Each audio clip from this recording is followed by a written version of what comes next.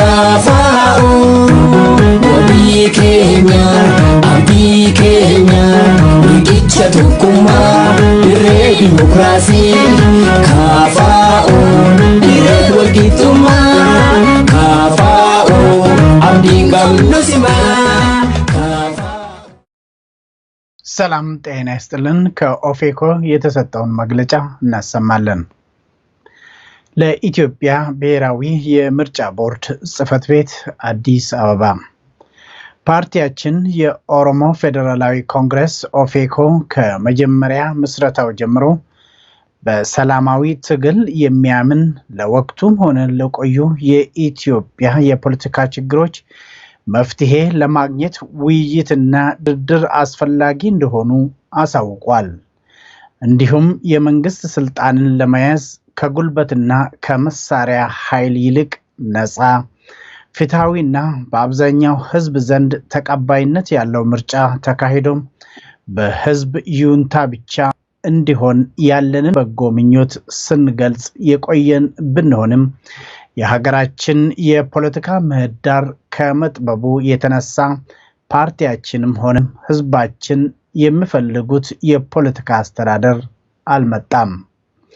የመንግስትና የገዢው ፓርቲ መዋቅር ጥምረት ከፍተኛና የማያፈናፍን በመሆኑ የዲሞክራሲያዊ ተቋማቱ ሊጎለብቱና ለተቋቋሙለት ዓላማ ሊሰሩ አልቻሉም።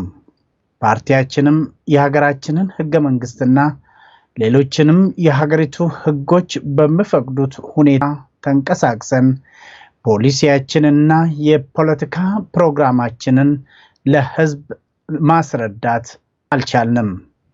በዚህ አስቸጋሪ ሁኔታ ውስጥ ያለን ስድስተኛው ጠቅላላ ምርጫ እየቀረበ መጥቷል። አስቸጋሪ ናቸው የምንላቸው ነገሮች እንደሚከተለው እንዘረዝራለን። 1.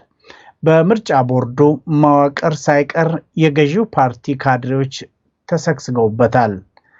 ላይ አካሉም ከጠረጴዛ ዙሪያ ንግግር በዘለለ መስክ ላይ ያለውን እውነታ ገምግሞ የመፍትሄ አቅጣጫ ለማመላከት ፈቃደኝነቱ አንድም አናሳ ነው ወይም ጨርሶ ባለመኖሩ በቦርዱ ላይ ያለን እምነት እየተሸረሸረ ሄዷል። 2.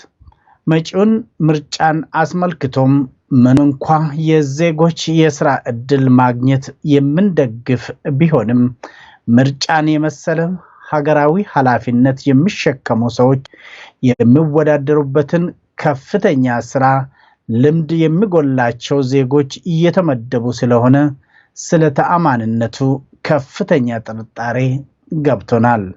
3.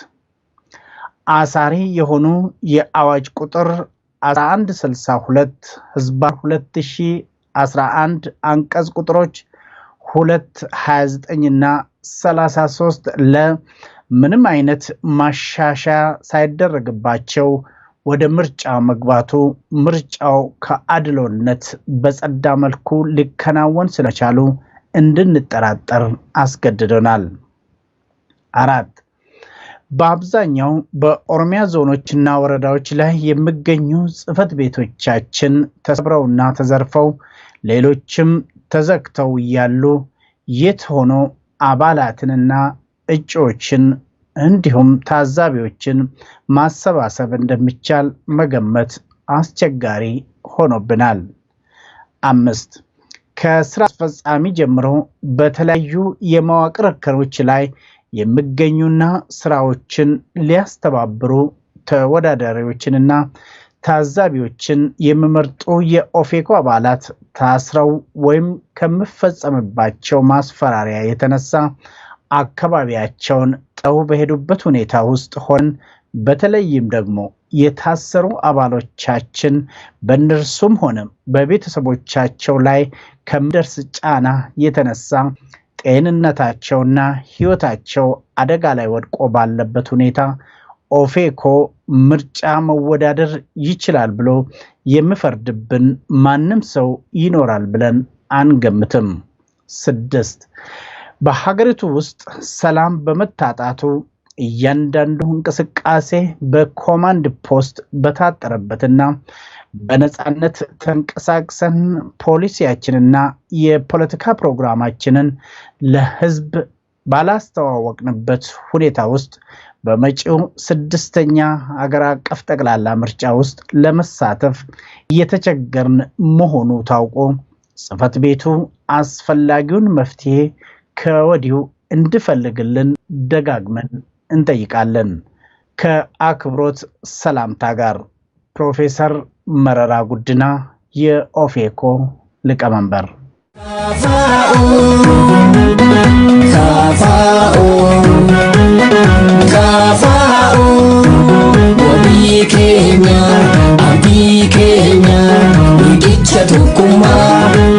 Demokrasi